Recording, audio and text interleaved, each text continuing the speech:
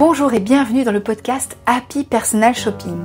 Je suis Maïté Despréaux, personal shopper depuis 13 ans et j'ai le plaisir de vous aider à vous lancer dans cette activité passion. Voici les 4 thématiques que j'ai prévu d'aborder avec ce podcast pour vous aider à vous lancer et à exercer sereinement. Tout d'abord, une partie savoir-faire. Et oui, indispensable, tout ce qu'il faut savoir pour asseoir votre expertise et exercer en tant que professionnel. Deuxième thématique, l'histoire de la mode et du luxe. Ça, c'est ma préférée. C'est une thématique qui va vous permettre d'élargir votre culture mode, qui me paraît indispensable pour appuyer le discours technique. Troisième partie, on parlera organisation. Je vous donnerai des astuces pour gagner du temps au quotidien et développer votre entreprise sereinement, tout en vous ménageant des temps personnels. La dernière thématique est dévolue aux inspirations. Tout ce qui va vous permettre de vous nourrir, de nourrir votre culture mode bien sûr, mais aussi votre créativité pour mieux accompagner les personnes qui vont vous faire confiance. Si ça vous plaît, alors je vous propose qu'on commence tout de suite avec l'épisode du jour. Bonjour et bienvenue dans ce 3e épisode de podcast dédié à votre succès en tant que personal shopper. La dernière fois, je vous ai parlé d'écoute. Aujourd'hui, on continue à dérouler les étapes pour bien accompagner une personne qui vous a fait confiance. Pour moi, il est primordial d'être au courant des tendances et de rester à l'affût des nouveautés. Pour ça, je vous donne plusieurs astuces pour faire ce que l'on appelle de la veille. Il y a autant de définitions de la veille que de livres de stratégie. Alors voici la mienne. Il s'agit d'une activité continue qui vise à surveiller activement l'environnement pour anticiper les évolutions et préparer l'action. En d'autres termes, la veille prépare l'action de l'entrepreneur. Alors bien sûr, il y a plusieurs étapes. Voici les quelques étapes que je vois pour une veille efficace. Alors si vous n'avez pas de quoi noter, si vous êtes en voiture en train de faire la cuisine par exemple, eh bien je vous invite à cliquer sur le lien qui se trouve en description de cet épisode pour retrouver une fiche pratique qui vous permettra de télécharger toutes les informations qui sont dans ce podcast. Alors, les étapes de la veille. Première étape, il va falloir exprimer vos besoins. C'est-à-dire, qu'est-ce que vous cherchez comme information quelles sont les informations qui vous intéressent? Qu'est-ce que vous voulez trouver?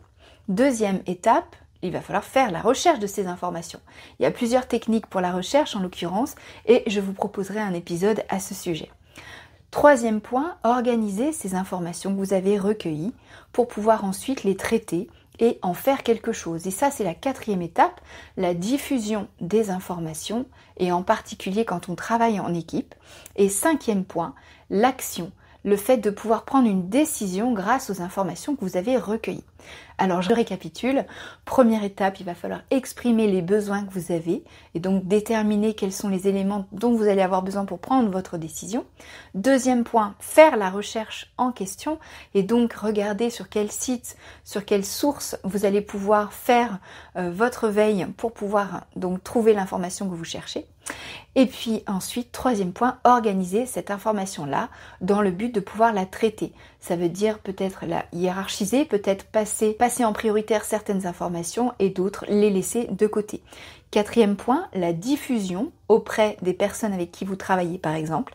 Et ensuite, bien sûr, la décision grâce à ces informations que vous avez pu recueillir. Pour ce qui est de mon activité de personal shopper, la veille est surtout une veille à propos des tendances pour connaître les formes, les couleurs, les matières qui sont dans les magasins. Il faut bien entendu se tenir informé de ces tendances. Cela ne veut pas forcément dire qu'il faille habiller les personnes que l'on accompagne uniquement selon les tendances. Au contraire, un bon personal shopper doit prendre des distances avec les tendances car celles-ci ne sont pas forcément la préoccupation de la personne que vous accompagnez. Il est aussi important de ne pas plaquer un look, et en particulier un look tendance, sur une personne qui ne se l'est pas déjà approprié. Tout ce que vous aurez comme résultat si vous faites ça, c'est une personne qui se sentira déguisée, qui n'osera peut-être pas vous le dire, qui achètera la tenue pour vous faire plaisir, mais qui, une fois revenue chez elle, se sentira frustrée, sera très déçue et pour le coup, ne vous fera jamais une bonne réputation et ne vous recontactera jamais. Donc, maniez les tendances avec parcimonie. Alors, comment fait-on pour faire de la veille quand on est personal shopper ? En ce qui me concerne, voici les 3 ressources que j'utilise principalement. Premier point, je me tiens informée des tendances en achetant chaque saison des magazines de mode qui en parlent. Et vous avez notamment tous les hors-séries de Elle, Marie Claire, Vogue, c'est le plus cher mais c'est mon préféré, qui vont vous permettre dans un numéro spécial de récapituler tous les défilés. Donc c'est vraiment une sorte de bible.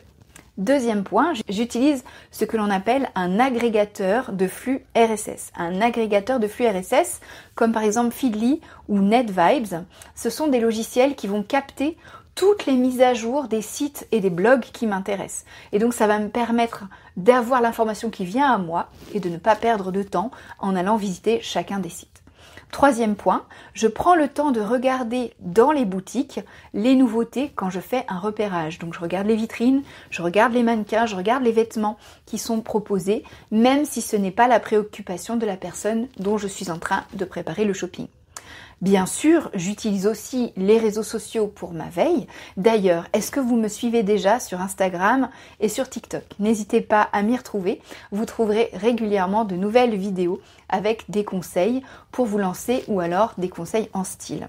Et vous alors, comment est-ce que vous faites pour vous tenir informé des tendances? J'ai hâte que vous me racontiez en commentaire et je vous invite de nouveau à cliquer sur le lien en description pour recevoir toutes les informations de cet épisode. J'espère qu'il vous a plu, n'hésitez pas à me le dire et en attendant, je vous souhaite une très bonne semaine, je vous retrouve bientôt.